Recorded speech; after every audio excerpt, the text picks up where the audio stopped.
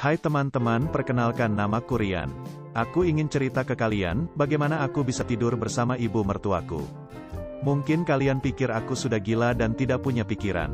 Tetapi dengar dulu ceritaku ini dan bagaimana menurut kalian.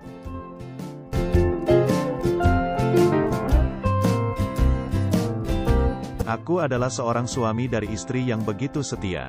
Urusan rumah tanggaku begitu harmonis, dan kami dikaruniai seorang anak ganteng yang baru berusia 2 tahun. Usiaku saat ini baru menginjak 28 tahun.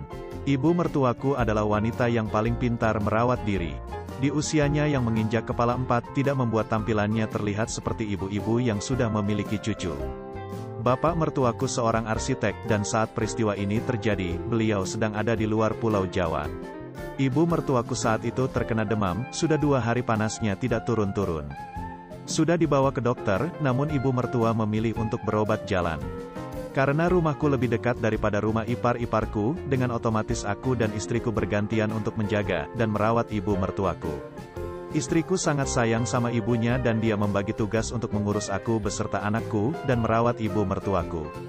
Aku mendapatkan jaga selepas pulang kerja, dan istriku menjaga dari pagi hingga aku pulang kerja. Aku pulang dulu ya, kalimat terakhir yang istriku ucapkan di malam itu. Istriku pulang bersama anak kesayanganku, dan tinggallah aku dan ibu mertuaku yang tergolek lemas di dalam kamarnya. Aku menyalakan TV, dan saat itu ada film action menarik yang menemani malamku saat itu. Saat sedang asyik nonton, tiba-tiba aku dipanggil ibu mertuaku dan bergegaslah aku menuju kamar ibu mertuaku yang memang sengaja tidak dikunci. "Iya Ma, ada apa?" tanyaku kepada ibu mertuaku. Aku memanggil ibu mertuaku dengan panggilan Mama, karena hampir semua menantunya memanggil Mama, otomatis aku pun ikut tradisi itu. "Mama keringatan pengen ganti daster Mama. Tolong ambilin daster Mama di dalam lemari," ucap ibu mertuaku kepadaku. Karena demam, Mama begitu banyak mengeluarkan keringat apalagi setelah minum obat. Aku memberi daster baru sebagai penggantinya, dengan segera berbalik badan karena takut Mama berpikir macam-macam. "Rian, baju basahnya simpan di kamar mandi aja," perintah Mama kepadaku. Dan aku pun langsung berbalik badan, sambil mengambil baju Mama yang sudah basah oleh keringatnya.